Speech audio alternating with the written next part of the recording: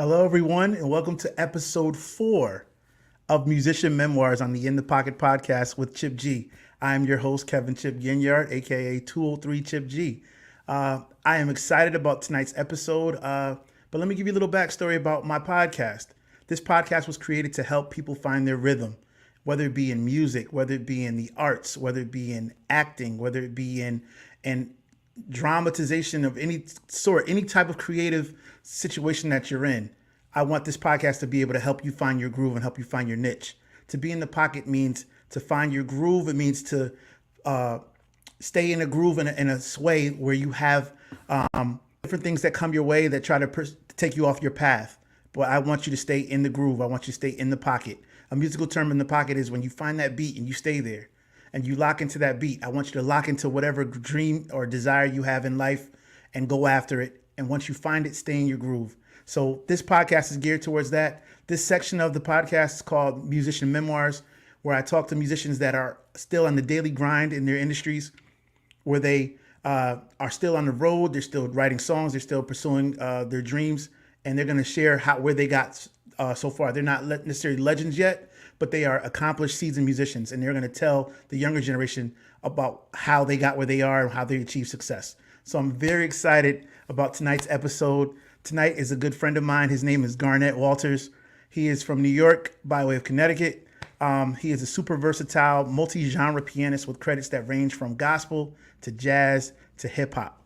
Garnett is a husband, father, educator, and author. So let's not keep everybody waiting. Let's bring to the camera my friend, my guy, Garnett Walters. What's up, bro? I'm good, man. What's going on, man? I'm happy, man. Woo! Let's give it up for G. Yeah. Long time coming, man. You've been a good friend of mine, and I'm just honored that you took the time tonight. I know you're going out of town tomorrow, but you took some time to sit down with me tonight. So I'm hyped that you're here, and I'm happy that you're able to share your story with us. Yeah, man. Thank you for having me. I'm really grateful, be able to, share my story. Yeah. And I'm really looking forward to just seeing what I need. Yeah, just kicking it. You know what I'm saying? Two bros, man. I can't even remember how long ago we met or even how we met. I think when you know a person it had to be through the internet, and then obviously seeing each other on the music scene. Being from New York and then me being from Connecticut, most of the time I think you were in the Bronx area, and I was in Bridgeport, which was about 50 minutes away. So we would often cross each other. And the legend of Garnett Walters was huge because you were a gospel cat, but you were a jazz cat first. And so you had, we had all heard of John Peters with all the wild stuff he was doing, but then everybody would be like, but you got to hear Garnett, you got to hear G. And so you were the gospel guy that had the jazz feel as well, that could take you and stretch you out and do different things. So that was the legend that I heard of. And then I finally got to see you and meet you. And then, we've been friends ever since. Yeah. I could tell you where we met officially. So I remember it was a concert, and Ernest Pugh was the I guess the headliner, and I was playing for a friend of mine who was a choir director for a high school, and you were playing drums. Yeah, you were playing drums behind Ernest Pugh, and I think who was on keys? James. Carney. Yeah. Right. And there was somebody on bass, so like I just played like synth bass or whatever. That's right. And that's how we. Oh my goodness! Wow, that was a terrible situation because I never got paid from that situation. Yo. Yeah, that was bad. That was bad. I'm still waiting. But it had nothing to do with you. It was the nobody was there. It was a bad promoting experience. So it's one of those like nobody's in the audience. You're never gonna get paid. So yeah, you make enough money at the door. Yeah. But look what came from the situation. We became bros, right? Right. Yeah, no, it was a nice venue and nice event, but it just wasn't promoted right. So that's another thing that we talk about in the pocket: doing business appropriately and correctly, right? Right. Also having your contracts and having things up front and getting your deposit and all those things are very critical into being a musician. So we'll touch on those things. But thank you for bringing that up because that was I just got married. And I spent 2 days, 2 days I went, the first day and then the second day. The second day Dion was supposed to sing. Dion Kipping was supposed to sing. Yeah. And the money wasn't right. And Jason Nelson was coming the second day and they didn't have any bread. And I had done 2 days, bro, of being there and drove, to Stanford from Bridgeport, stayed there for hours. And then at the end of the night, I got to come home to my new wife with empty pockets, to speak on all that time I spent away from home. I didn't have anything to share. Right. And so that was a lesson learned of, negotiating and also handling my business appropriately, because at some point you can't just go on word of mouth. You can't just go on, my homeboy, I'm doing it for my friend. You have to handle your business. And the Bible says in business be men. So, know, that was a learning experience, but I did get to meet you from that experience, and I had heard so much about you, and then to finally meet you, that was a dope experience. So I won in that aspect. Yeah, man. I can definitely relate with just doing the business thing correctly, man, because oftentimes like we do go off of like, off of somebody's word and stuff. Yeah. And it's like, and we just take it like, okay, we do things in good faith, and then when we get burned, and then imagine, getting like married and having kids, it's like, like as a husband and as a father, it's like you're not really protecting your family. And it took me a while to learn that too. Yeah. Because in my mind, I'm thinking like, you know what? I'm trying to grind, I'm trying to just, not like get my name out there per se, but like just provide for my family. Right. You know what I'm saying? Just network and do those things that, to bring residual income coming in. And you trust the word of the person that brings you in. And a lot of times it may even be beyond them, but we've all been burnt. If you're a professional musician, you've gone through that before where you got burnt before. Right. It's like it's like a badge of honor in a way, like a you got to take your lumps, right? Because you have to learn from it and go through those tough situations, and hopefully not burn any bridges, but definitely learn from the situation. Right. Absolutely. Yeah. Okay, let's get a little background, bro. Let's go to your origin. You're this iconic seasoned musician now, but how was it growing up? How was Young G's life? Okay, so my life in the beginning, like it was crazy, very dysfunctional. Home was very dysfunctional, whatever. But that's another story. That's a story for another time. Okay. So I started playing music at the age of 5. I remember, just being in, like preschool or whatever.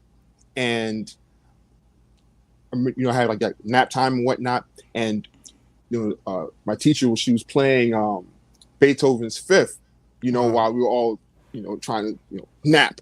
And I'm just wired. I'm like, yo, what is that? Gotcha. So then, after nap time or whatever, I was so inspired and wired that there was an old like piano in the corner, and every chance that I got, went over there and just I was just banging on the piano. And she took notice and told my parents, there might be some interest there, and because of that, they got me like a little Casio piano, the one that had like the hexagon drum pads. Yeah, of course, yeah. And like the different like types of music and stuff, bossa nova and the little rhythm tracks. The rhythm, you're right. Yeah. So ended up practicing on that, and then taking lessons, and then the rest is history from there. And then let me add this: that I started playing, at a church. A home church at the time when I was 9, wow. Because I was holding it down, or just kids choir. It was kids choir first, and then like after like a year, I went to like the big service. So I started playing the big service at age 10. Wow. Yeah, but but mind you, I'm Jamaican, so we were doing a lot of reggae, calypso, soca, and then but we were kind of like a hybrid church, because we also did like Hezekiah Walker stuff, John P. Key stuff, Ron Canoli, Alvis. So it was all of that stuff. Okay, and it was just like, okay, cool, and I would just pick up stuff by ear or whatever. Like I'm classically trained, but my ear was just open to other things, like so. I diagnosed myself with musical ADHD, so I'm like, like I'm listening to something, I'm like, oh, I like that. Yeah. Oh, Bill, I gotta take that too. You know what I'm saying? So like, my mind was all over the place when it came to music, but so that's pretty much that whole thing in a nutshell. Got you. So you started out playing very young, and then you chose the piano. I guess chose you, right? You heard the melodic sounds, and then it drew you to you, and then you stuck with it, right? Yeah. Yeah, that's cool. So, did you have when did you have anybody that influenced you other than your preschool teacher at that time? Like, who were some of the people that you said, "Oh, I like this"? Okay, so there were two guys at the church I was playing at, who were they were also very versatile. They also played other instruments and they played Oh, different genres of music. nice. Paul Brown and another dude, Ricky Roper. And any chance that I saw them, I'm over their shoulder like this, like, Yeah, yo, what is that? right. And they were just gracious enough to show me what they knew. Like they would listen to jazz and fusion and Yeah, all that stuff. So that's who I looked to when I was 9, 10 years old. yeah. So at 9, 10, did you realize, was it just you love music and it was cool, or did you realize you had a gift? I just loved it. Yeah, I just loved it. I didn't see it as a gift. It was just like, whoa, like if I hear anything musical, I'm like, I need to add it to what I have. yeah. You're a I want to sponge. learn. Right, I'm a Yeah, sponge. right, right, You know, right. yeah. So in that, when did people start asking you to play? When did you start? When did you start realizing you had a gift and you were good? Um. Because at 10, if you're playing for the big church by 10, you got to realize you hang with adults. Well, okay. Well, there's two sides to that. Okay. Um. So, hearing like the affirmation from people at my church, Mm-hmm. and then on the piano lesson side, doing classical music, doing the big recitals, Mm-hmm. and then like here's the thing here. So when it came to like the classical concerts and stuff with the school, Mm-hmm. like I was like second to last or last, and I would be like bummed out about like, yo, why am I last? Like what in the, Yeah. you know? And then like it dawned on me that usually like the best Yeah. musician goes second to last or close to the end. So I'm like, Right. oh, so Yeah. that's how this works. And I was also in some piano competitions too. Wow. Yeah, so like with the church that I was playing for, our denomination had like piano competitions. And Mm-hmm. let's see. So I'm fast forwarding 10, 13. So it was I was 13 years old when I did my first piano competition. No, actually wait. 12. I was 12 when I did my first piano competition, came in first. Then 13 did the nationals, right? Wow. So I represented New York when I was 13 and when I was 15. You know what I'm saying? I What went denomination twice. was this? What church was Um, this? Church of God. Okay. Yeah. So, that was a whole another experience. I'm Yeah. a kid and I'm the youngest every time that I participated. Yeah. You know what I'm saying? So what would they Like have you play? Like you had to read or just improv? I was just playing some arrangements of hymns, some like classical arrangements of hymns. Oh, so that's why you love him so much. Yeah. That's kind of the foundation of what you're playing, right? Yeah. And and Yeah. and, and, and it's a deeper thing too with the hymns because well, fast forward to now, like not only in terms of the lyrics that it really speaks to me, but in terms of how they're arranged, Yeah. especially like in the hymn book, like every Absolutely. Yeah. note goes somewhere and the Mm-hmm. harmonies are like you can change the harmonies and all that kind of stuff. And Mm-hmm. this, you know, it was created with such intention that every Yes. note mattered. Right. Right. You Right. know what I'm saying? So it's not Mm-hmm. like you're playing chord, chord, chord, chord, chord. You're Yeah. just watching everything and listening to everything go like linear. Yeah. You know what I'm saying? So that's the thing that hymns, they do for me. Probably Personally, the yeah. most beautiful music ever created. Like uh, hymns have power, they have meaning, they have substance, they are beauty. The Mm-hmm. melodic structure, the lyrics. It's timeless music that was written, sometimes in some cases thousands of years ago. That really have, or I say, yeah, a couple hundred years ago, that have significant meaning. Right, Yeah. right. Like even if some of the hymns they go back as far as Johann Sebastian Bach, because like Wow. I remember reading like there's this manuscript of Bach chorales, and he has like I think 374 of them. Yeah. Some of them I'm like sight reading through. I'm like, oh wait, I know this is such and such a hymn. That's Yeah. crazy. You know what Wow. I'm saying? So I'm like, Wow. Those You things are know? derived from that. Right. Wow. So you took lessons. How did your family support you and give you the lessons? Oh yeah, yeah, yeah. Provide the They were lessons for like, you? yeah, because they knew that I was serious because I was practicing a lot. I was Mm-hmm. practicing a lot. Every chance I got, I went to go and practice, you know. Um, so they were really invested in that. So Okay. Okay. hmm That's amazing. So if you weren't a musician, what would you be? Ooh, that's a good question. That's a good question. Because man, Or you did you always just want to be a musician? That's fine if that's the case. well, I always music has always been a part of me. You Mm-hmm. know, it's the foundation of, like not like who I am per se, but what I do and stuff. You know, like Yeah. it's my DNA. You know, Mm-hmm. so that's always a part of me. I think if anything, I'd probably be a like an entrepreneur. Okay. Business owner. Yeah, because of the way my mind works. Like, Mm-hmm. the whole I have so many like crazy ideas that I have, and I'm Yeah. like, okay, I need to like I can't focus because I'm like, I have this idea, I have that, it's a lot, Yeah. Yeah. So yeah, so I think I'd be like an entrepreneur. But Okay. musicians tend to be entrepreneurs, by Absolutely. nature anyway. Because we're creatives and our mind always goes. So, even with songs, right? If you write a song, another one comes to you. If you come up with a chord patch, another one comes to you. Like our mind is constantly creating. And as a creative mind, there are some people that are super structured and not as creative. They're, calculated.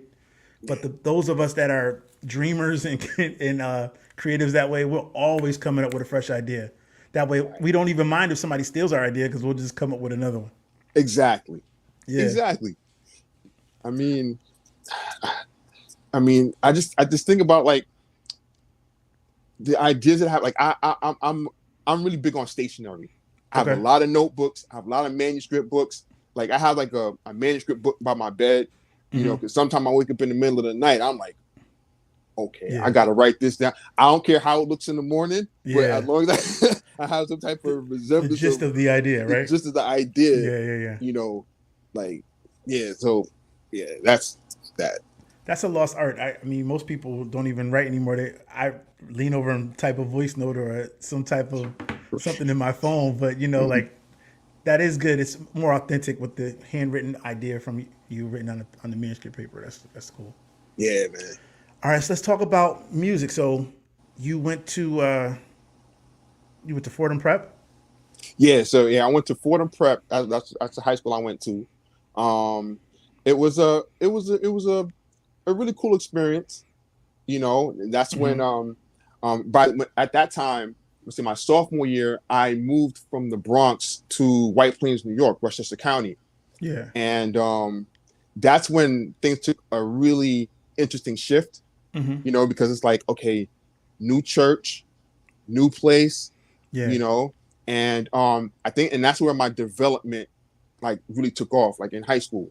Yeah. Like I'll never forget it till this day. So I was playing for the church, the youth choir, and the youth choir that we had was amazing. Mm-hmm. You know what I mean? Again, it was Caribbean based, but they were more.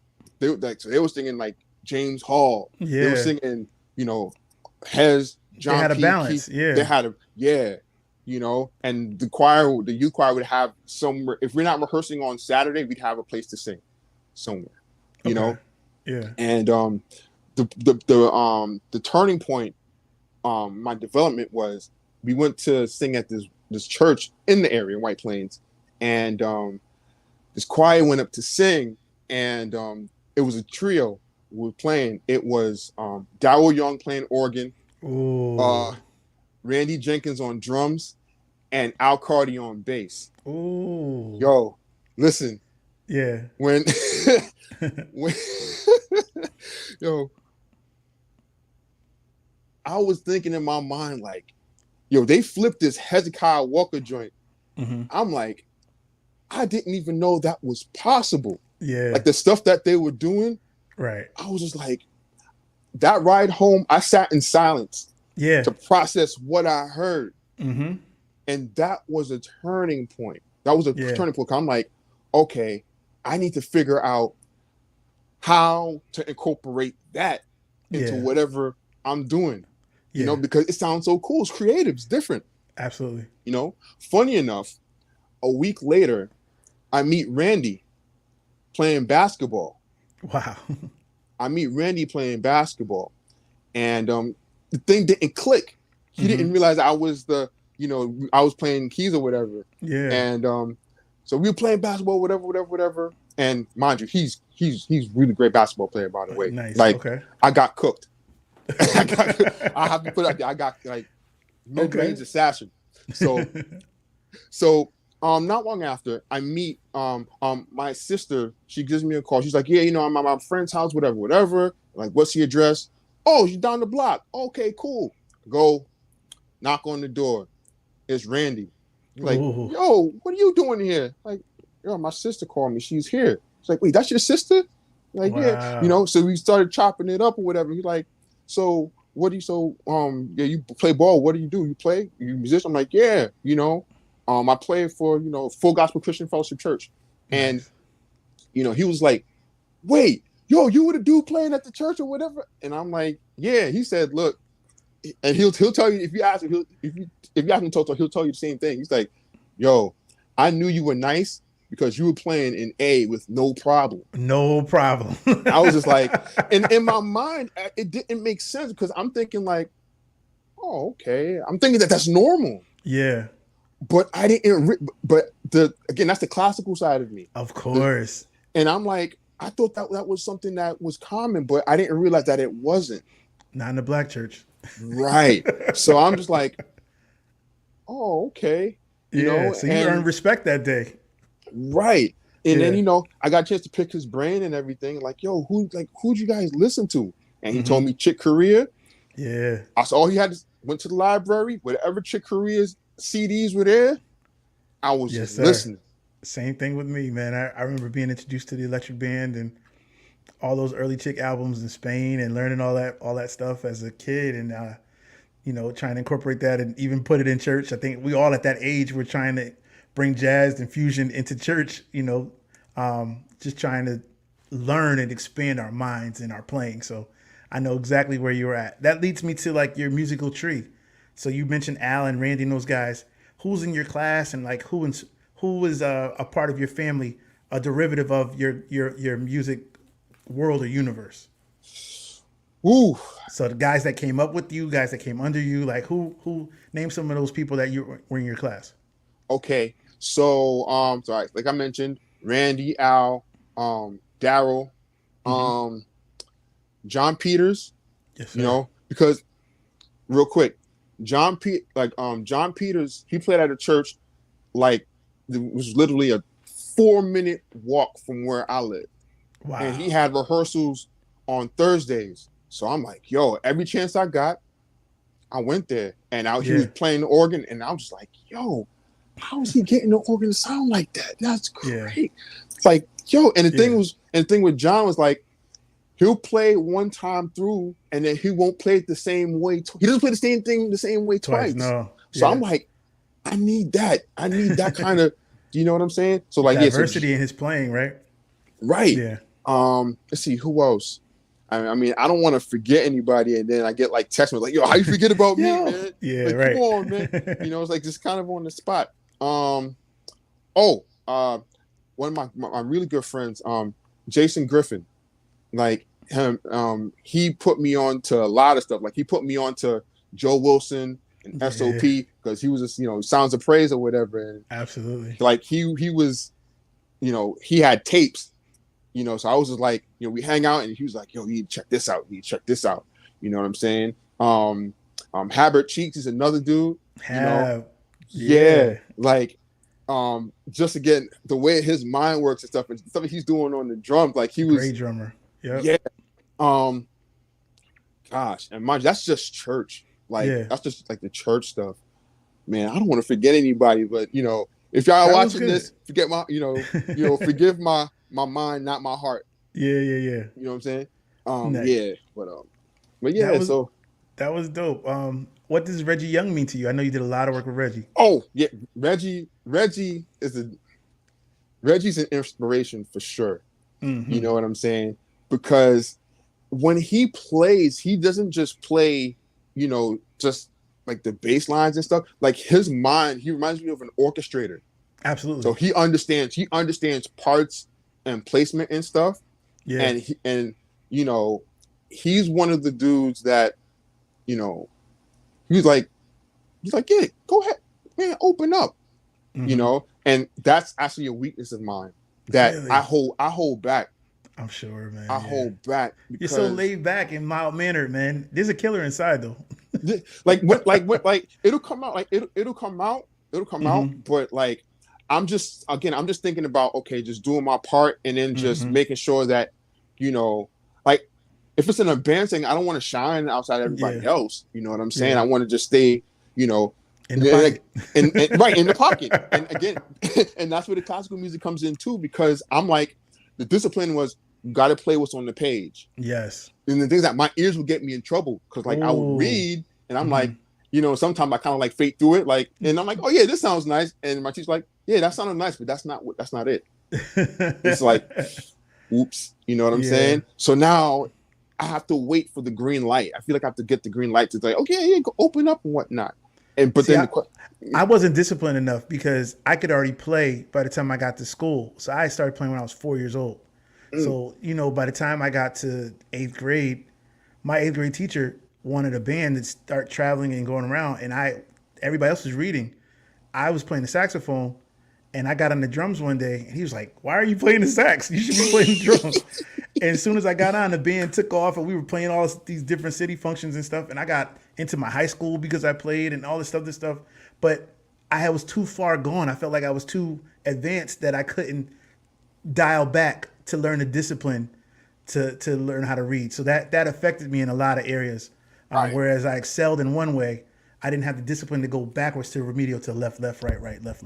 You know what I mean? Like gotcha. that hurt me. So I'm glad that you had the discipline to learn the right way with the structure, and then now your mind is open, and now you can do all these other crazy things. And then in addition to that, my sister, she's a singer, so Wow. my mind is like, I'm supposed to support her.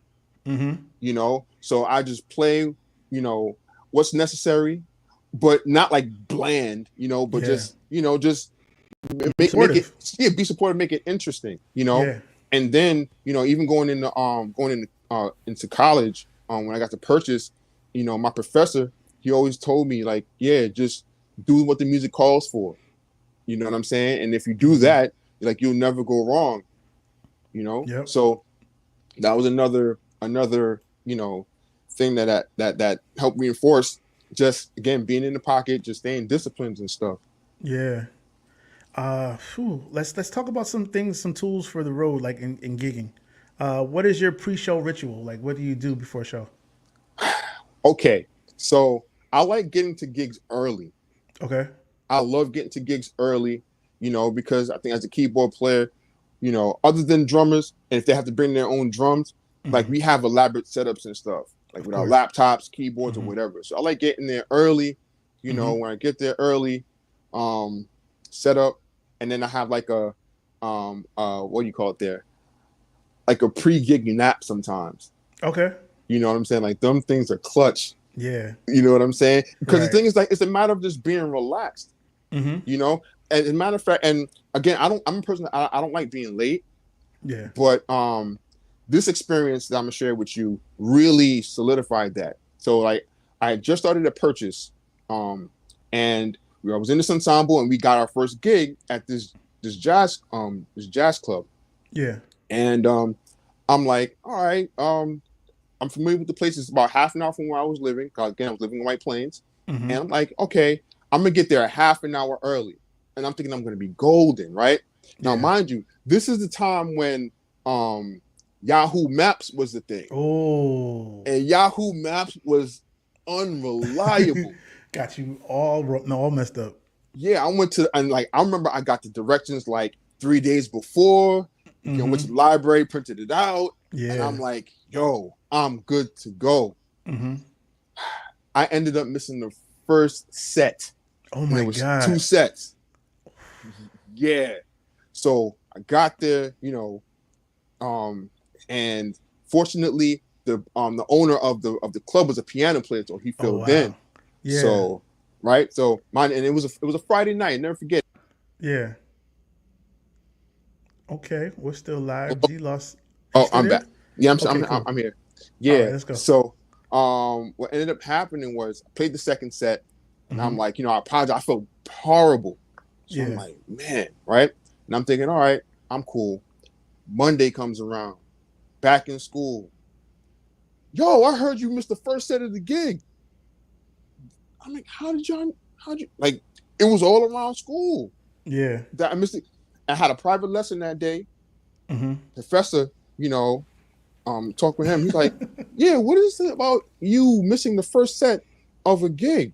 And I'm like, man, how'd you Word, know? word So travels fast. yeah, so he told me, I told him what happened. I'm like, yo, I got the Yahoo Maps thing or whatever. And he was like, look, this is what you need to do. Half an hour is not bad, but bump it up to an hour, maybe an hour and a half, because you Yeah. got to factor in traffic, Yeah. parking, and all that stuff, right? Yeah. Get the phone number of the venue, Mm-hmm. get the phone number of the band members. And You that know was what I'm back in the day before cell phones and everything. So if you were lost or didn't have directions, no GPS, right. you had to go You to a know, had to payphone. go to, where you had to go to a payphone, and like at the time I had a pager, Oh yeah. so And that ain't doing nothing for you. they ain't doing nothing. They ain't God. doing nothing. Right. So, and so what happened with that was, so he was like, well, I understand the situation or whatever. I know that, you're a responsible dude or whatever. And it took about 2 weeks to let that, kind of just go off the radar. So like if they had rehearsals at the school with the ensemble, I was there before everybody else. Yeah. I had to repair that because Yeah.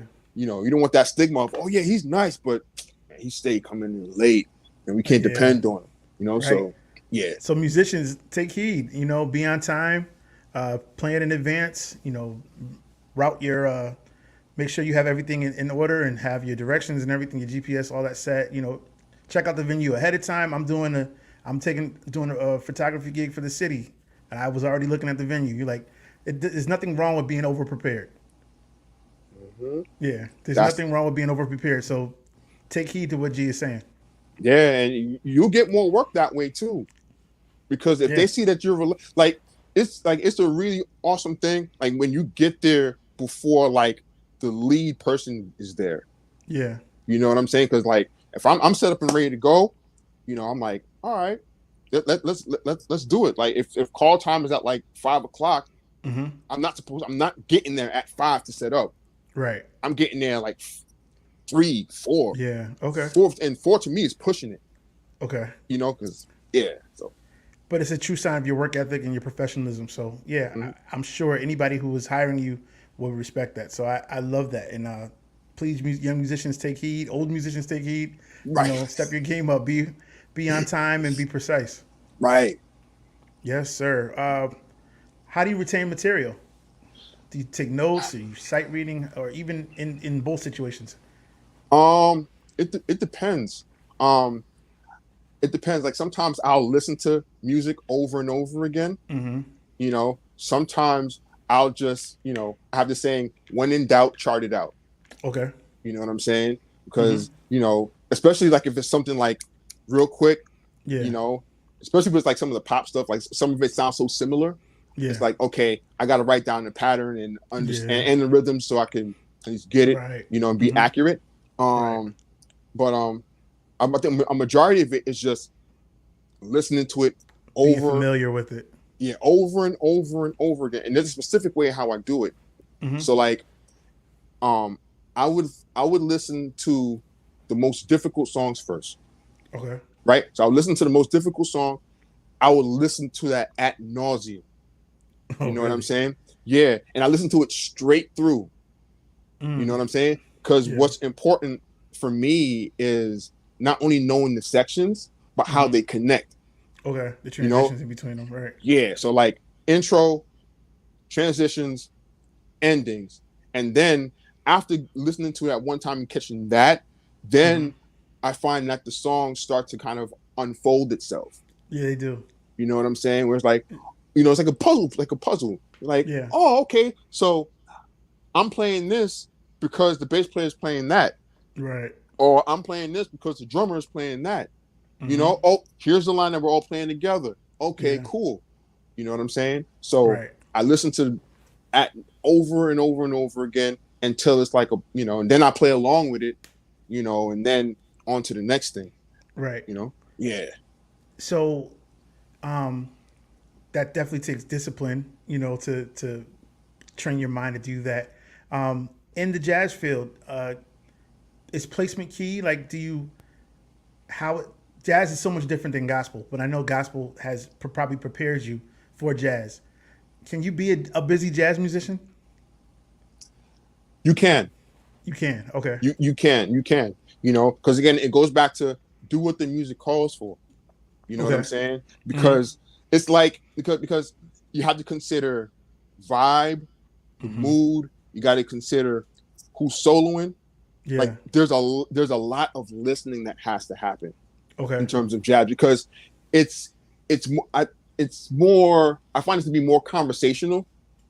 Like I know in gospel, like we hear a cool lick or whatever, and we want to follow it, and it's like, oh yeah, that shows that we heard what you did. Yeah. You know what I'm saying? But in jazz, it's like it's more of a deeper conversation. Okay. You know what I'm saying? That. So like if I'm as a keyboard player, if I'm comping behind a horn player or something, like I'm listening to what he or she's doing, and then if there's something that I like or they're making a statement, I'm gonna make it known that I heard that. Yeah. You know what I'm saying? And then after, and then if it's my time to solo, it's not just okay, I'm gonna go in solo. I'm gonna pick up where the last solo was left off. Yeah. You know what I'm saying? Like a good example of that is if you check out what was the name of the tune? Miles Davis's ESP. Okay. Right? Miles takes his solo, right? And he's already blazing, right? So he finishes his solo, right? Herbie Hancock picks up right where he left off. He played the same. Miles played this idea, right? Herbie came in playing it in a whole nother key, and then went off, and I was just like, oh. And the segue was perfect to go right into Herbie's solo. Right. And that's the unspoken language, right? That's the unspoken language. That's the beauty of jazz. Yeah. Now, is that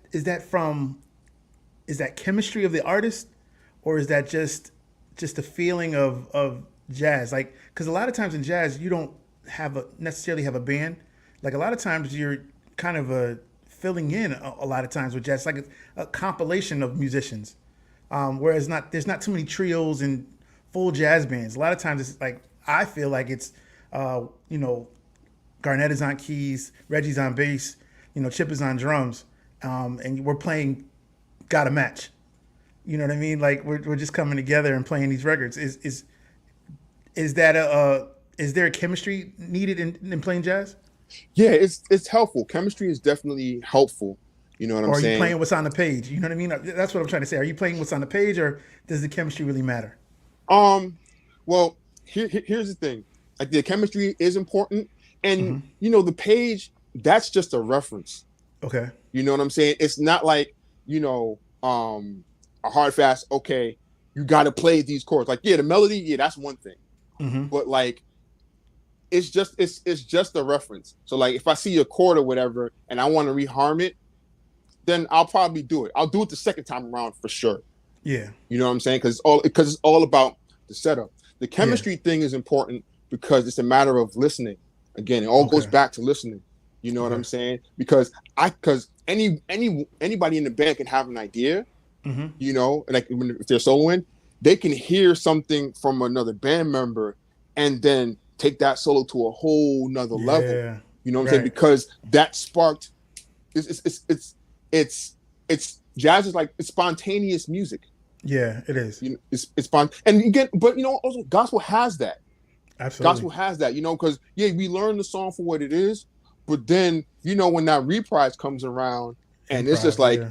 yo, and you Right. just start going off, and then it's like, yo, what was, you know what I'm saying? Or So even accompanying a soloist, right? Like, that's some of the greatest music and chord changes and things that we hear in church are the improv of the organist, vibing with the singer.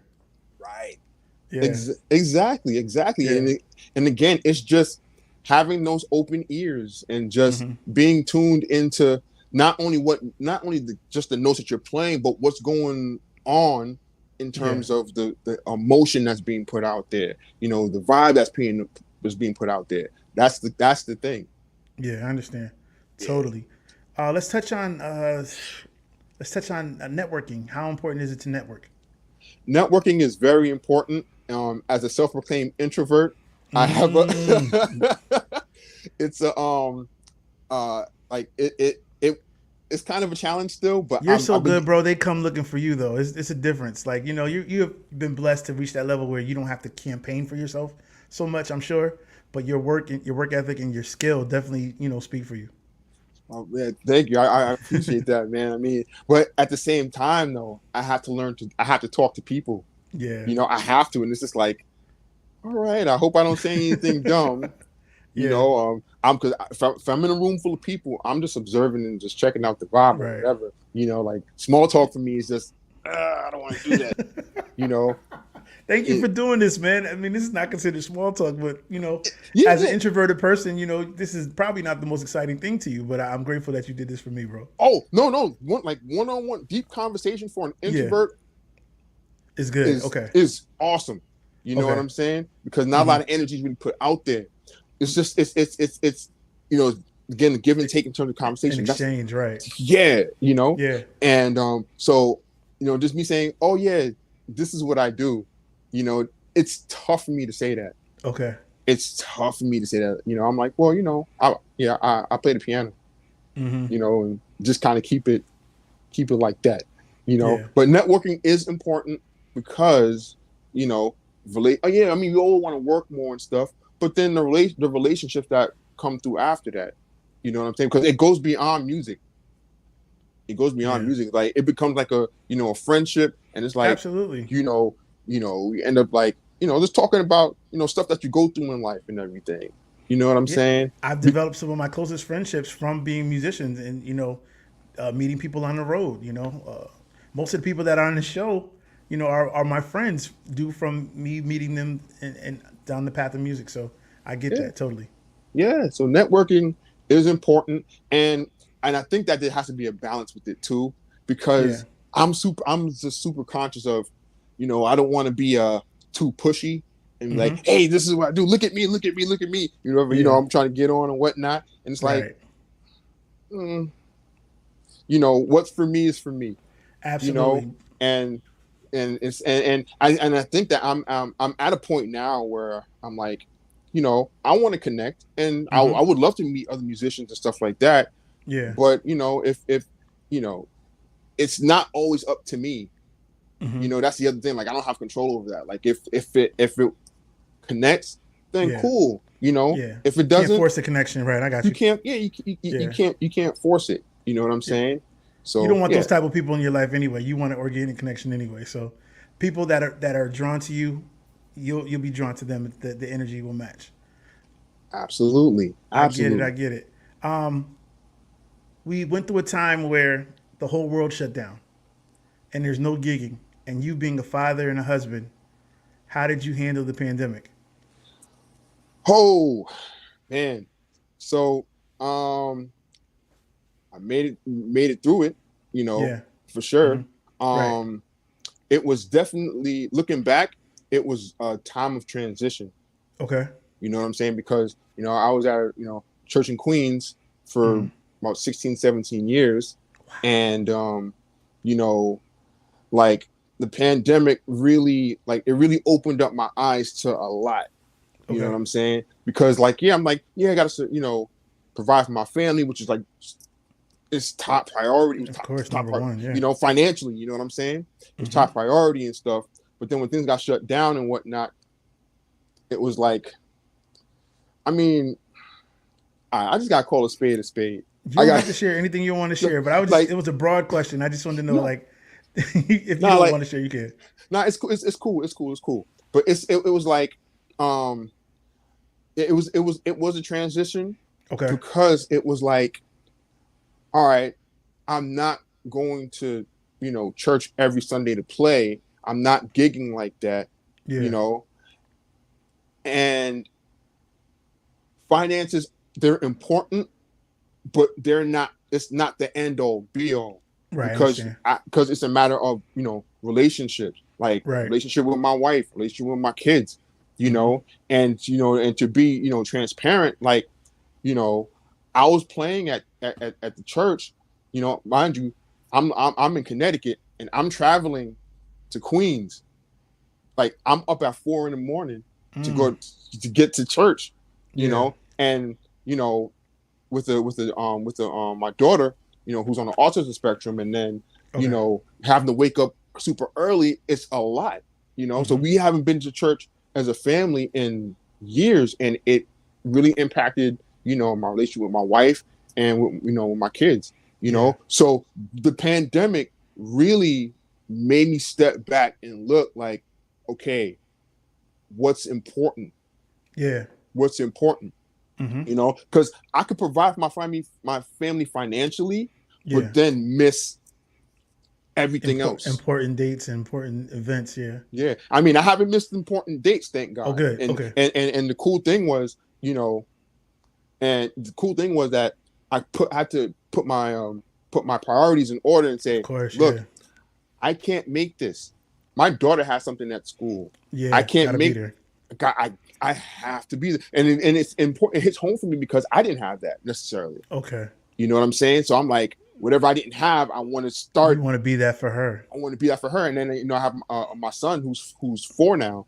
and I'm like, I need to bond with my kids, because I want Absolutely. I want them to know that their father was there, not just, okay, he's just getting bread and stuff, but Yeah. like, I'm bringing them to the school bus, Yes. all that stuff. Influential in their life. I understand. Yeah. Now, mind you, during the pandemic, everybody, like, I had to homeschool my daughter. Okay.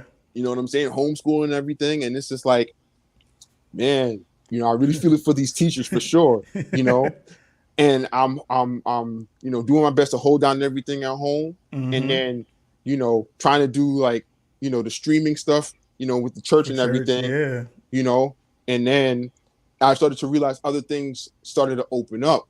Okay. You know what I'm Talk about saying? it. Like, working from home.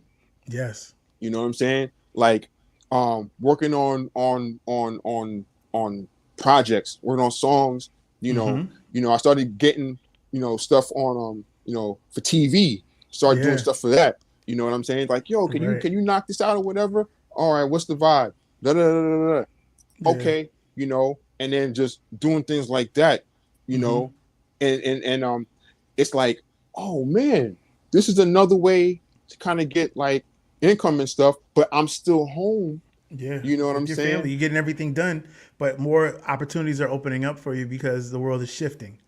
That was a Right. transition, like you said, keywords transitional, um, transitional part of our lives. And if those of us that were ready to move with the wave, see, a lot of people weren't ready to move with it because they weren't prepared mentally. They weren't stuck in doing things one way, you know, and it really affected them. And so Mm-hmm. by you being prepared and being a creative to be able to move with the wave, you stayed afloat. And a lot of people didn't stay afloat, bro. So Yeah. salute to you for that. And I know you and your family are doing well and you're blessed, but you're incredibly blessed. You're a child of God. And so the favor is going to follow you because you're, for one, a nice person. And two, you treat people kindly and honorably. So you're always going to be blessed. And then from that, and then your work ethic on top of that, and you're honorable. So, you have all these things working for you in your favor. So you were destined to be just fine, bro. Yeah, man. I believe that for sure, man. I'm like, okay, and it's like, and it's important. To know when to pivot. Yeah. That's the thing. It's important to know that, because look, I'm 41. You know what Mm-hmm. I'm saying? And I'm like, in the back of my mind, I'm like, I know I'm not going to be going out and playing and gigging forever. Right. And even if I do, like, it has to be worth it. Yes. It Yes. has to be worth That's it. exactly where I am. And I think all my other guests that are in our same age range have said the same thing. We're not running out doing the quick little things anymore. It has to be worth it for us to leave our house and our family. Yeah. So it's like, look, man, if it's something where I can create something, from my own home and whatnot, then I'll definitely do that. And then on top of that, even in the pandemic, I started to realize, my worth. Yeah. You know what I'm saying? Not my That worth part. just as a musician, but my worth as a person. Yeah. You know what I'm saying? Like, because that's the key. And I'm not saying like, all churches do this, but sometimes churches, and I'm saying it generally, so Loosely, right. saying Yeah. it very, very loosely. Like sometimes churches, they see the gift, and as long as the gift is working, the person is neglected. Yeah. So it's like, oh, you know what? If they're playing well, then everything must be well. And it's like, nah, it's not always. That's not always the case. No, you're just performing at that point. You're not. Your heart and your soul still have a factor, and they need to be, ministered to. And then you're just a hireling at that point, right? You're just there to perform a job. But if you're there, if you're genuinely concerned for my soul, you would ask about me. You would find out how my family's doing. You would see if I need anything. Like offer support in some way. So I get that. Yeah, but that pivot is important because everybody has a window. Everybody has a season.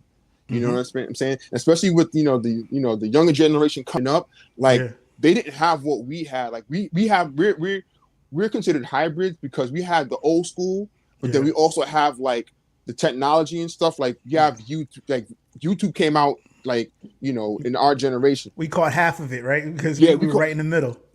Right, Yeah. we caught half of it. So like these young musicians that are coming up, like they have access to so much knowledge and so much information, and they learn at a quicker speed than we did. Right. I mean, even the way that they approach music is different. Because like we would have to go to like, cassettes. Cassettes. Like we'd have to go to like, Sam Goody, Coconuts, all them, stores, FYE. You know what I'm saying? And we'd have to learn, we listen to songs straight through because it's on the same album. And Robert Glasper said this, and it made so much sense. He said that because of technology now, the way that young people now listen to music is different because they'll listen to, they'll listen to his stuff. And then they would, the next thing on the they would be listening to playlist, it could be YouTube. Yeah. You know what I'm saying? So then it becomes this whole pish posh of jumbled up gumbo of music. Yeah. Right. So, again, I guess I'm going to transition. So it's important that we know how to transition and help them transition also. Absolutely. You know what I'm saying? That's really important because again, we're not going to be playing forever. And that's just the truth. And it's like, I refuse to be the old head to be like, being bitter and like, man, I should have had that gig. And then and even in this transitional period, it's important to make sure that whatever we pass on to the next cast coming up, that we're not passing on the bitterness to them. Right. You know what I'm saying? Try and live through them vicariously. Yeah, hating on them, critiquing everything, and not showing love. Yeah, because it's like, like we can't have egos, No. So I'm saying that transition is that pandemic. It was a transitional period. Yeah. I had to really think differently. I had to really, change the way that I approach things. I had to change the way that, I do business. Mm-hmm. You know what I'm saying? Like, okay, I want 50% up front before I get started. Absolutely. Like, that's important because I have to look out for my family too. Mm-hmm. You know what I'm saying? Pay me half. Pay me half. Non-refundable. Yeah. You know what I'm saying? Because if you don't like it, hey, at least I will have something. Yeah. You know what I'm saying? So, it was definitely a transitional period. I know I kind of went on a soapbox. No, it all makes sense. It all makes sense. Transitional period, and it opened your eyes and opened your mind to do different things. Right. And you already speaking to having a plan when music slows down.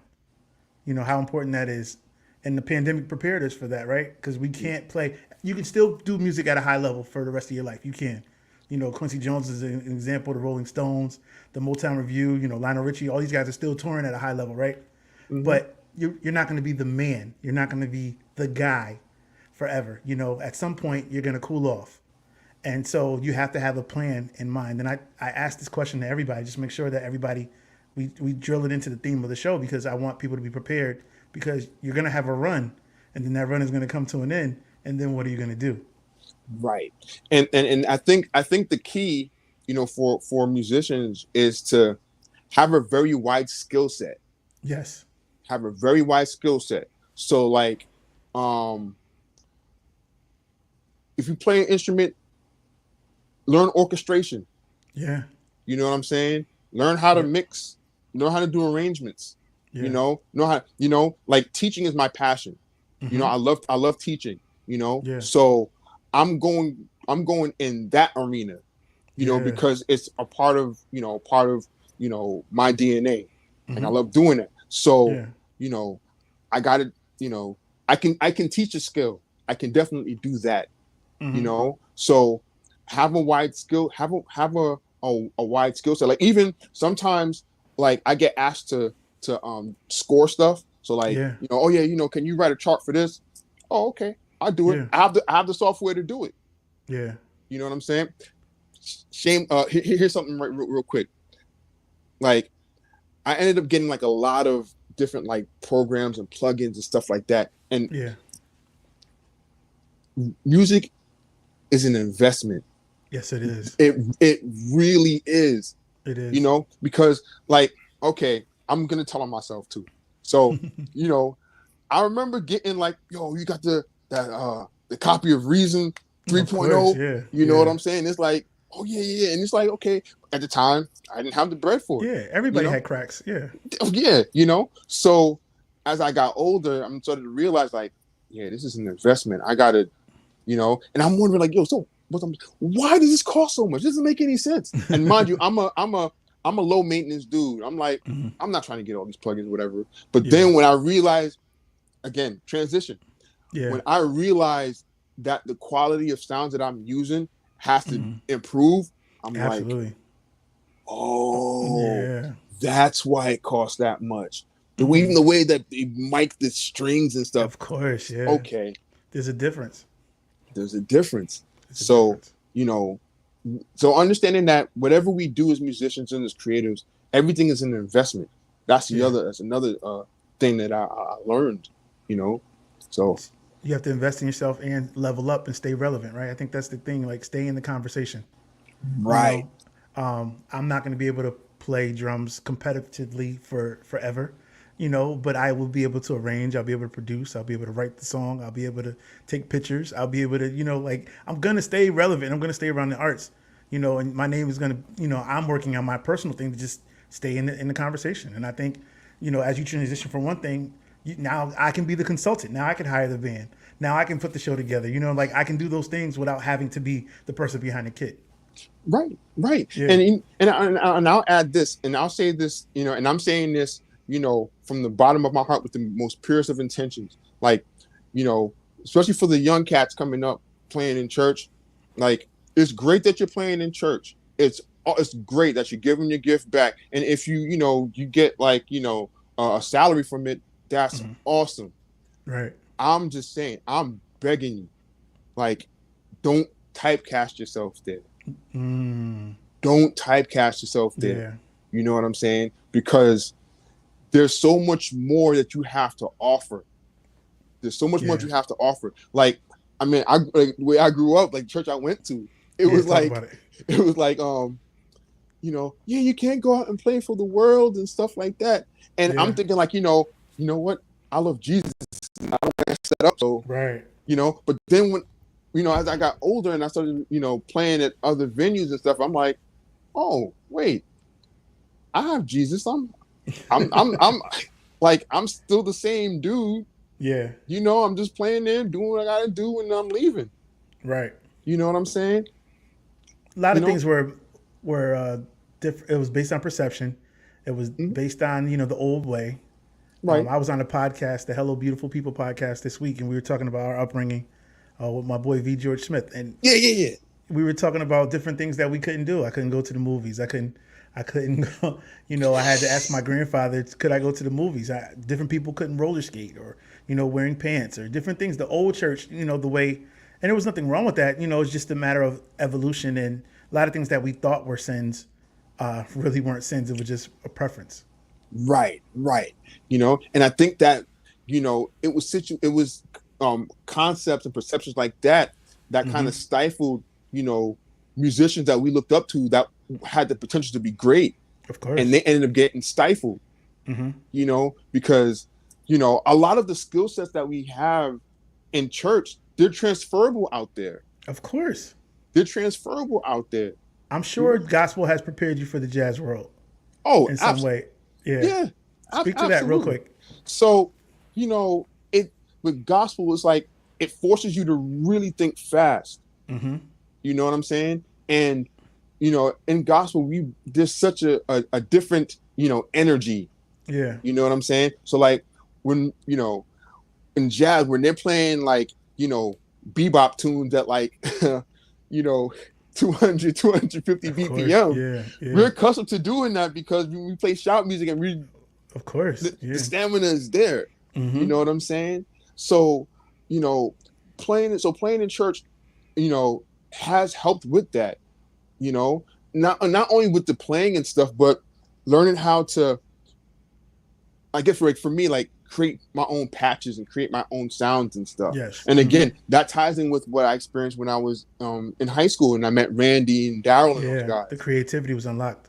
Yeah, like, I was gracious of, my pastor and his wife at the time, God rest their souls, they gave me the keys to the church, and I'm like, and especially when I was in college and there weren't any practice rooms available, Yeah. I'm like, oh, I'm there for hours. Yeah. Hours. I I'm would like, go in high school. I would go right after school and just be. My grandfather's my pastor. I had the key, and me and my friends would go, and those were the best times, man.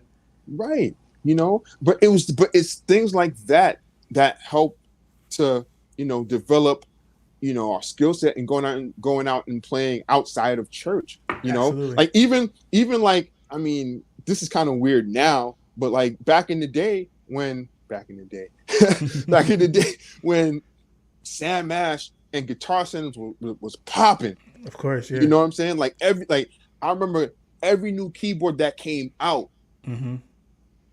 I'm there. Yeah. And Checking you them knew, out. and it's like you knew you were good with the people that worked there because Mhm. if you could play well and they appreciate how you play, Yeah. all like, oh yeah, yeah, yeah, oh, come here, Yep. come here. Yo, we got this new joint coming out. We're gonna put it on the floor like tomorrow. Yeah. You know what I'm saying? And Yeah. when now I'm going to like those music stores, I will go there. I'm Mhm. fiddling through all the All the stuff, patches. Yeah. all the patches and build stuff, and then networking and stuff happened there too. Of course. Yeah. Like, oh man, you sound great. Oh, word, thanks, man. Like, yo, you want to shed? Sure. And then play whatever, exchange numbers and stuff like that. Yeah. But back to playing in church and those skill sets, a majority of those skill sets are transferable. Yeah. Because we work fast Mhm. and our skills are sharp because we're playing every week. Yeah. That's true We're playing- too. And learning new material. Yeah, in a week, in a matter of days. Yeah. Not to mention, I'm thinking about this hilarious. Like, the Lord placed this song on my heart. Oh yeah. On the fly. Or devotional service, or like just making up a song on the heart. Yeah. Off the fly.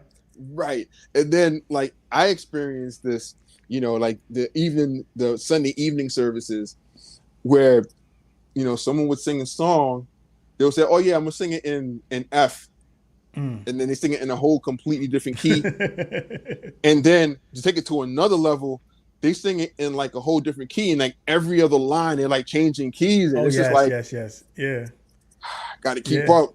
You know what I'm saying? Those Gotta things keep your skills sharpened, though, I'm sure. Yeah. I think with me, church took the fear away of playing and performing out. You could be prepared at home, but when it's time sometimes people clam up when it's time to play in front of people. But Yeah. playing in church, takes that fear away. Because if you can play in church and keep, not be embarrassed in that situation, because church is the only place that you'll get embarrassed like that. You won't get embarrassed like that on a jazz stage like that. Nobody's calling you out per se like that. But in church, they will let you know, if you're doing a bad job. So I think getting to that level in church where, you're not, pinpointed for your mistakes or you're not called out for those things, I think that took the fear away from playing. So I could play in the stadium now because I'm not afraid.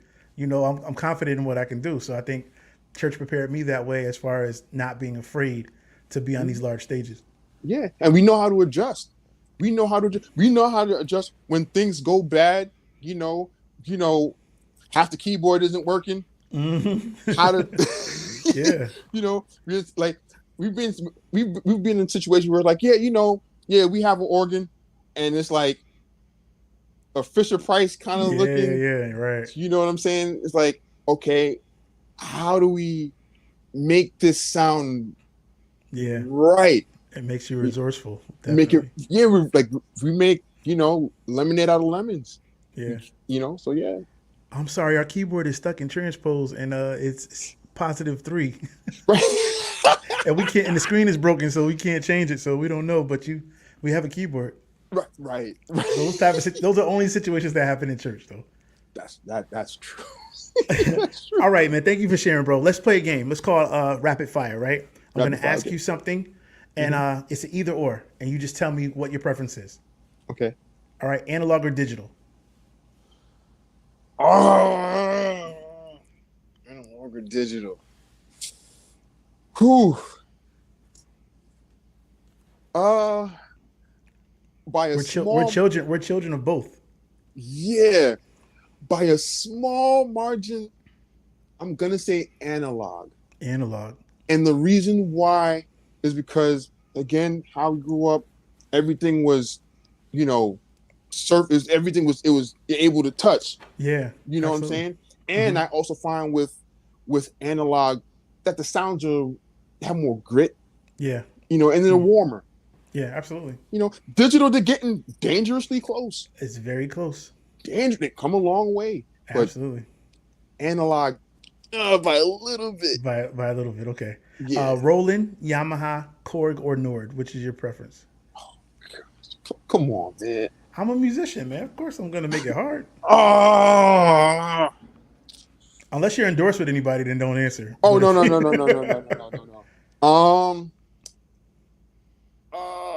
You know what? Okay, I got to think keyboard. I'll just say this. I won't even say synths. I'll say mains. Which one for mains? Mains? Roland, Yamaha, Korg, or Nord? What's on your rider? What's on my... I want you to come play. What do you want? What's your choice? Yamaha. The Montage? Yeah, I'll rock with the Montage. Okay, yeah. So Yamaha for mains. Yamaha, or what's your second? If it's a Yamaha, it's going to be a motif? Man, this is so difficult, man. For mains? You're a keyboard piano player. No, because you know what? Because here's the thing. Because I started off playing acoustic pianos. Of course. So I'm a piano purist. I'm accustomed to that. Of course. So when it comes to like the keyboards and stuff, I'm like, I have to go with the sounds and stuff, okay. and Yamaha, like I've played on Yamahas a majority of the time. Okay. So okay. Korgs are a close second. Like the stuff the now. Newer Korgs now, right? Not the older ones. Yeah, like the Chronos. Yeah. That could work as mains because their pianos have stepped up. Of course. Amazingly, yeah. Yeah, like their pianos back in the day were like detuned by like 500 cents. Like the Triton piano. Yeah. And the M1 piano. Yeah. But I would Korg would be number 2. Oh, but you said Nord though. Nord is taking over over the world right now. You already answered Yamaha. I'm going to the next one. Okay. In-ears or headphones? In-ears. In-ears. Basketball, football, or soccer? And Basketball. basketball. Okay. Basketball. Italian or Mexican food? Italian. Italian food. Yeah. Brown stew chicken or oxtails? Oxtails. Oxtails. Curry goat, curry chicken, or curry pork? Curry goat. Curry goat. Yeah. Jamaican to me. Oh. Plantains or breadfruit? Plantains. Okay. Herbie Hancock or Chick Corea? Oh, come on, man.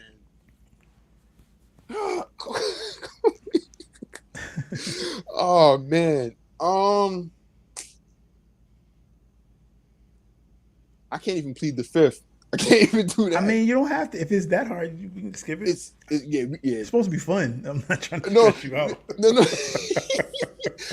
It's like I love both of them so much. Yeah, me too. I love both of them so much. They're a tie for me. A tie. Okay, I got you. Yeah. This is even harder. Art Tatum or Oscar Peterson?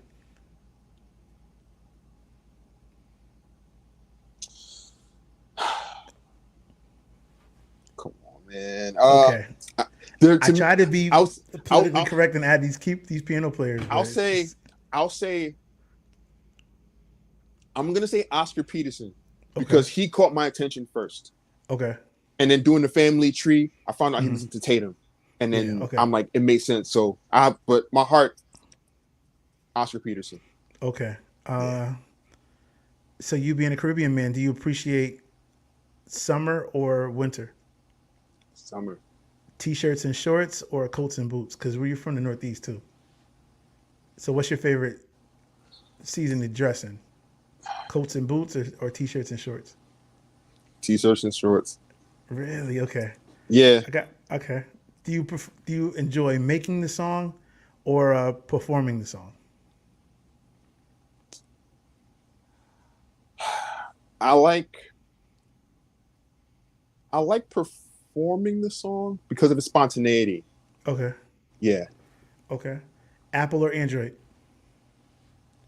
Team Apple. Team Apple. Okay. Yeah. So Beats or AirPods? AirPods. AirPods. Yeah. Early mornings or late nights? The Caribbean, he was gonna say early mornings. Yeah. I'll have to say early. Well, but no, I am a night owl though. As a musician, I'm sure you're a night owl, but yeah. I'm sure you can't beat what your upbringing. I'm sure you had to be up early. I had to be up early. Yeah. Okay. A bodega sandwich or food from a diner late at night? Which one are you doing?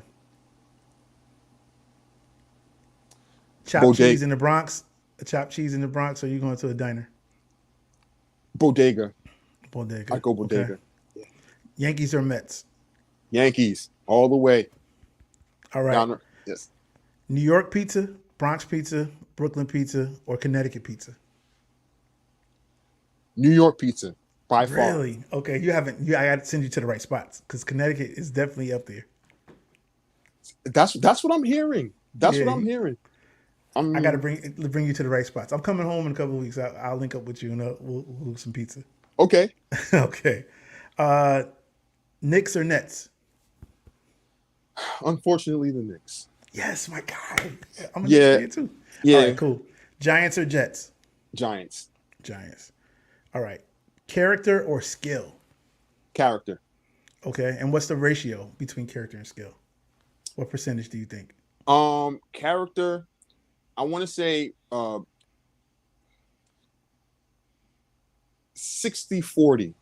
Mm-hmm. 60-40. 60-40. Because the character comes through the music anyway. Yeah. You know what I'm saying? And okay, that makes sense. I never heard that before. Yeah. Your character comes through the music. Mm-hmm. Okay. Do you enjoy touring? You're about to go on a little tour tomorrow. Traveling. Do you enjoy traveling or tour or studio sessions? So stay at home money or traveling money? I like staying at home. I like staying at home, especially when the season I'm in.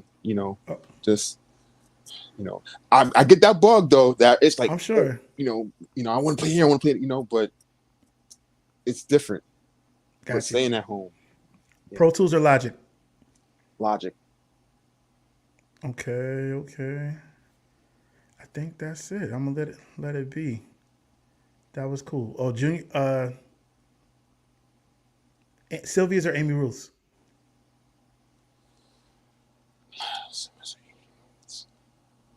Let's see. There's a recency bias. Amy Ruth. Amy Ruth's. Yeah. Kanye or Pharrell?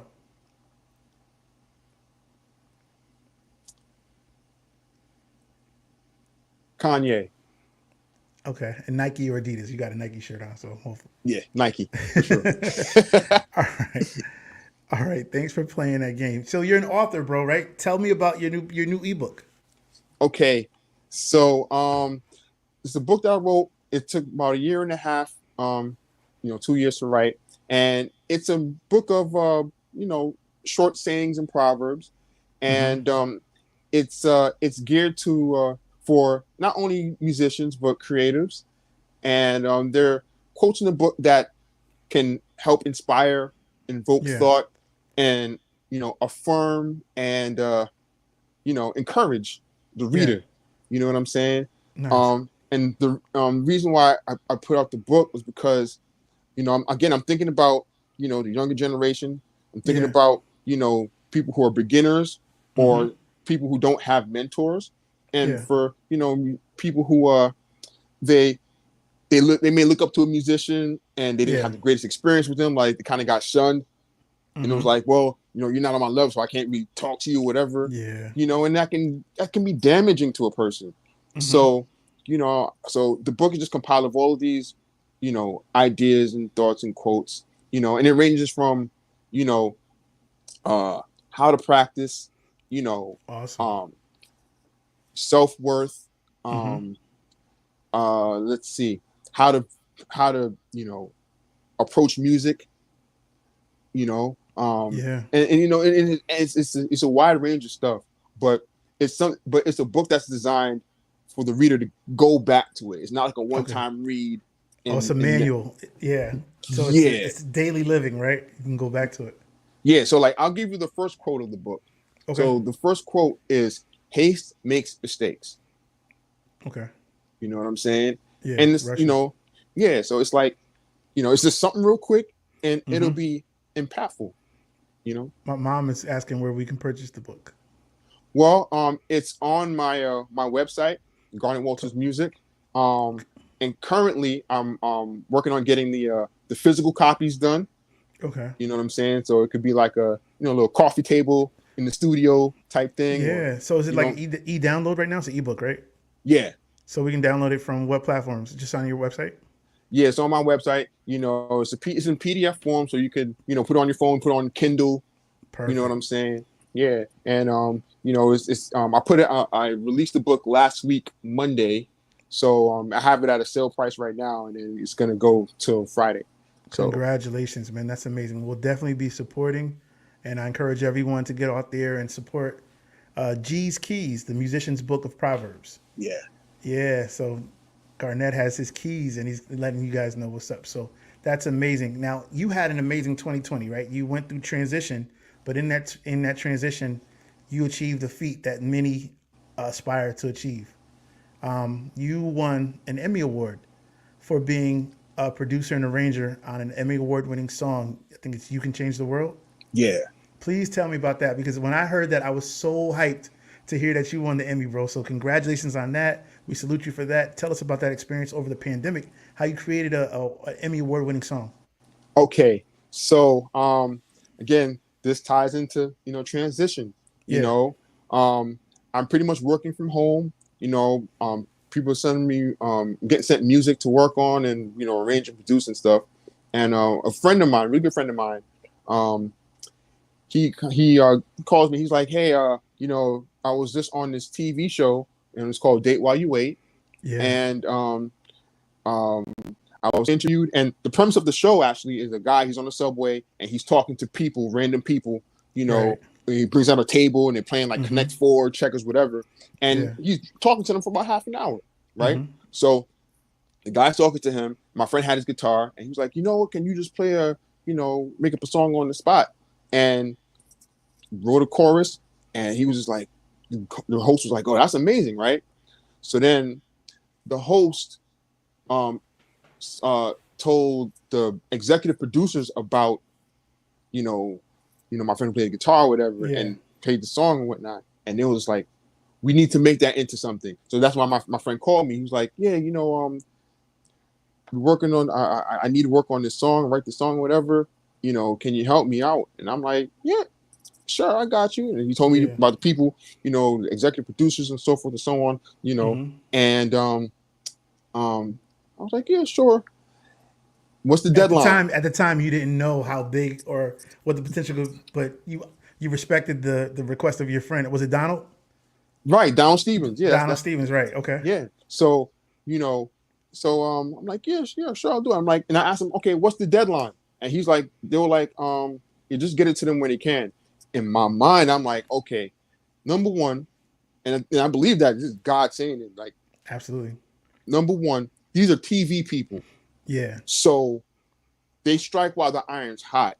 Absolutely. You know what I'm saying? So I'm thinking, okay, this cannot take no more than 2 weeks. Absolutely, yeah. You know what I'm saying? Yeah. So I'm like, okay. So I'm like, okay. I told my friend Donald, let's knock this out. And we did everything over Zoom. Wow. You know what I'm saying? We did everything. It was the middle of the pandemic. It was 2020 too. It was heavy.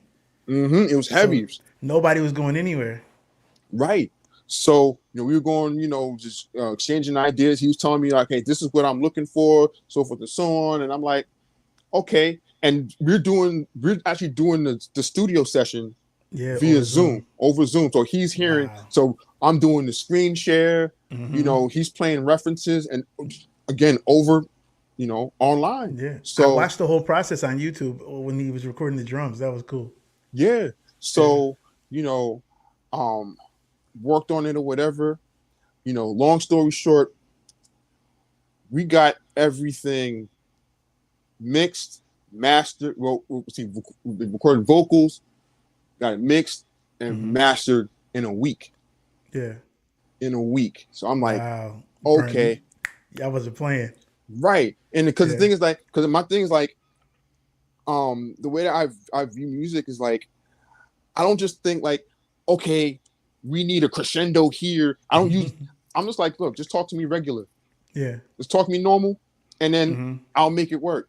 And give me the references. Okay, cool. So we submitted the finished product the following week, and the executive producer, David Katz and his people, shout out to them.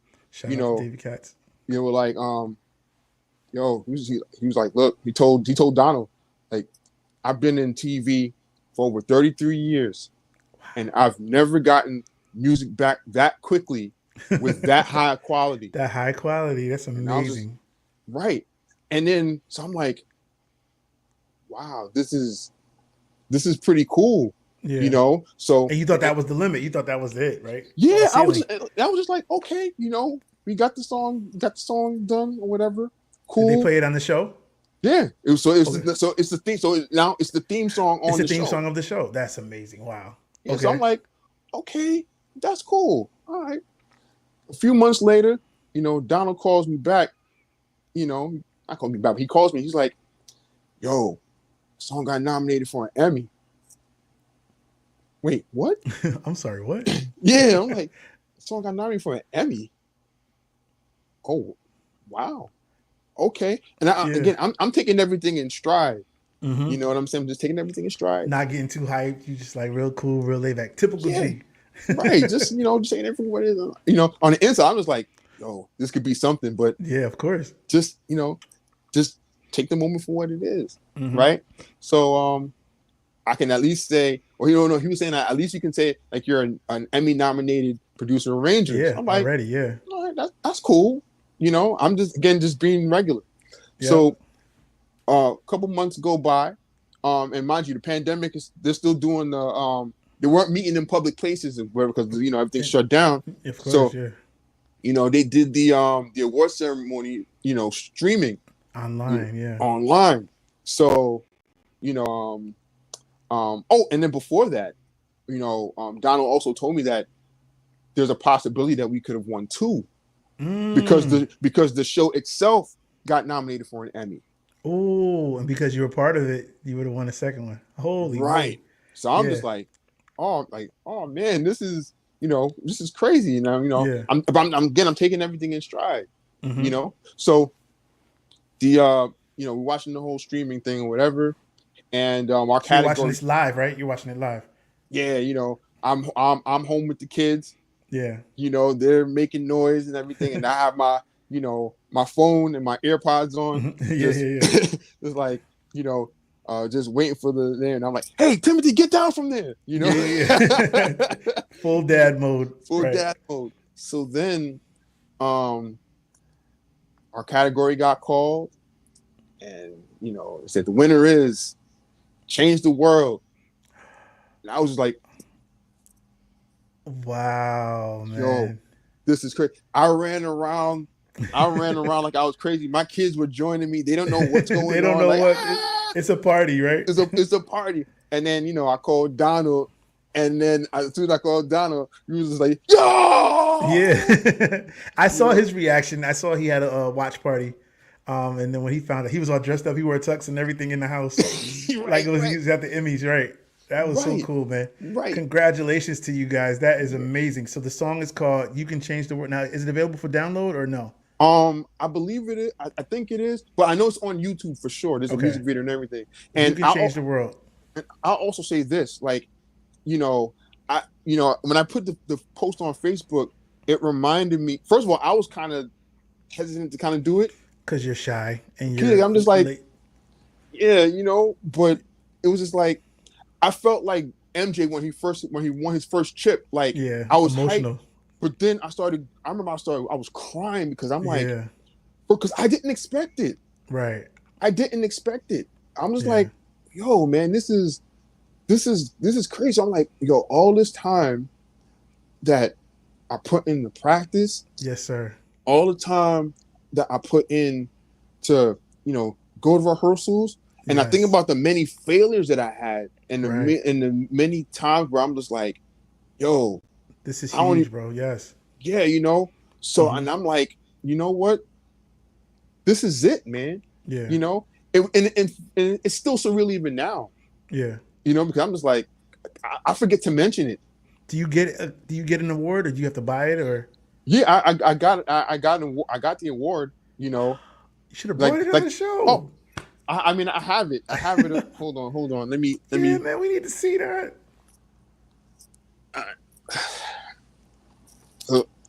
Holy moly, guacamole! Wow. Yeah, that's incredible, man. Yeah, like it didn't hit me until this came in the mail. Yeah. And then in my mind, I'm like, you know what? I usually, if I get any type of trophy or certificate or whatever, I just give it to my mom. Yeah. I'm just like, and I'm like, I can't do that, and I can't do that with this because, I want my kids to see this. Absolutely. I want my kids to see this. Like, hey, it's a matter of, you put in the work, and then you're walking with God and everything. And I think, and I also think that this was kind of like God saying, like, yeah, I see what you've been doing. Yeah. I see what you've been doing. Yeah. So, and it's not like my worth as a human being isn't tied to this. Yeah. But it's like, in terms of, who said it? Fat Joe said it, like, yesterday's price is not today's price. Today's price. That's right. Hold it up again. Yeah, man. That's amazing, man. You're so well deserving of it, bro. You are the kindest, nicest person ever, man. And everything that you went through, God knew, and he had a plan for you. And I celebrate you. This is one of the reasons why I wanted to have you on the show, because for one, you're a nice person. And they say nice guys finish last, and that's not true, because me and you are on the nice guy team, and I believe that we are winners. You know what I'm saying? And you are definitely a winner, and I salute you for that, bro, because you are a gifted musician. You're a nice guy. You're a great father.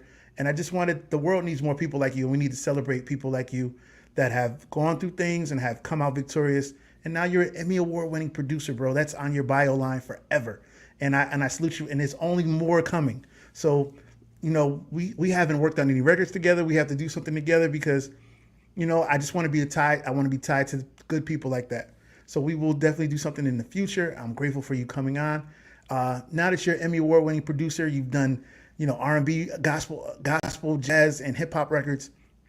You work with DMX, and I saw that in your credits and all that stuff. That's amazing. I'll get that story later because that was crazy. But how do you want to be remembered?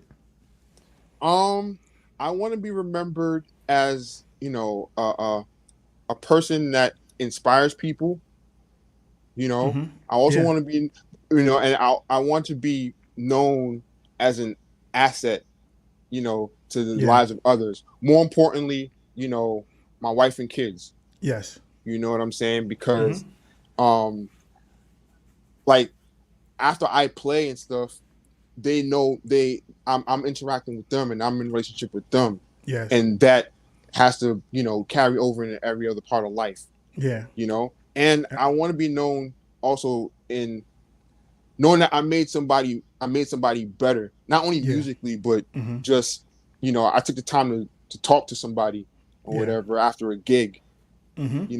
and being able to Personable. just being personable and because it's important to care about people. Yeah. I have a big heart. I really care about You people. do. Yeah. I really do. That's what's up. The introvert that I am. Yeah. you know? You may be guarded, but you really care about the people. When they Yeah. get to know you, you open up a lot more, and that's really cool. Right. Yeah. Well, thank you so much for your time, bro. I'm gonna let you go. Garnett is traveling to Vegas tomorrow to do some work. He's a professional musician. He's out there working, and he was a perfect example of musician memoirs where I wanted to have seasoned musicians that are still out there on the grind and on the road, accomplishing things, and they're still pursuing their dreams. They're staying relevant, and then they're expanding their gift, and they're finding different ways to have different streams of income come in. And I just wanted to pass this information on to all creatives, whether you act, you sing, you write. I'm going to have different kinds of people on here. I'm going to have entertainers on here. I'm going to have playwrights. I'm going to have actresses and actors. I'm going to just do different things to have different people give their story and provide insight on how to stay in the pocket and how to find your groove and stay in the pocket and find your niche. So, G, thank you so much for your time, bro. Have a safe trip. Give my love to your wife and your kids. And we just salute you, man. I appreciate it. Where can we find you on social media? So you can find me Garnett Walters Music on Instagram. Mm-hmm. You can also find me on TikTok. That's my new thing. Okay, let's go. Garnett Walters Music 2. So Okay. Garnett Walters Music with the number 2, all one word. You can find me on Facebook, Garnett Walters Music as well. And then my website, garnettwaltersmusic.com. Dope. Let me tell you a funny story about You Can Change the World. Viviana Stevens, who sang on the record, is from my hometown. She lived around the corner from me. She's Donald Stevens' first cousin. Oh. So Viviana, I think she sang soprano. She was my next door neighbor and Mm. rode my bus and went to high school with me all 4 years of high school. So when I saw that she was celebrating winning an Emmy, and then I saw you did it, then I saw his last name was Stevens, I said, "Oh my goodness, Viviana Stevens Allen." She's married now, but Mm. Viviana is Donald's first cousin, and then you guys did the song together, and my friend was singing on the background on the record. So I thought that That's was pretty cool that the world is so big, but yet still so small. Yeah. Oh, you know what? I almost forgot. You can also check me out on YouTube also on Dope. Garnett Walters Music as well. Let's go. Let's go. Yeah. Please support the book. Please visit the website. Go check out You Can Change the World, written by Garnett and Donald Stevens, Emmy award-winning producer and arranger. My friend and brother. Thank you for your time, bro. Have a safe trip, and I'll talk to you soon. All right, thank you for having me. It was a lot of fun today, man. It really Yeah. was. Thank you, bro. I love you, man. Take care. Love you too, man. Yes, sir. So that'll do it. That is a wrap. Episode 4, Musician Memoirs with my friend and bro, Garnett Walters. He is an amazing man. Please check this out. It's going to be available for your audio listening either tonight or tomorrow. I'll put it up. Check it out. Please share the page, In the Pocket with Chip G. We are trying to get positive information out there. I'm grateful to everyone who supports, and subscribes to the podcast. We're available on all the platforms that you saw. Wherever you get your podcast from, you can find us there. I'm grateful to everybody for tuning in tonight, sharing your Wednesday with me. Our next guest will be my friend, my sister, Stout, Denise Stoudemire from New Haven, Connecticut. She is an amazing independent artist, tearing up the world. She's worked with Alicia Keys. She was just on the Lettucey tour. She's an amazing singer, songwriter, performer, vocal coach, producer, and she's a hometown hero. You know, we're from Connecticut, and she's out here doing her thing, tearing up the world. And so she has an amazing story how she's been in music for 20 years. And so she's my sister, and we're going to come on. We're going to have a good time this time next week, a little earlier, hour earlier at 8 o'clock. But on July 20th, we'll be back with Stout, my girl Denise. All right, so we'll be able to talk to her, and she's going to share how she sustained a 20-year career in music. Shout out to my team, my wife, Sherry, and my cousin Taylor for helping me out. Thank you all for your support. Continue to stay in the pocket, and I will talk to you soon. God bless.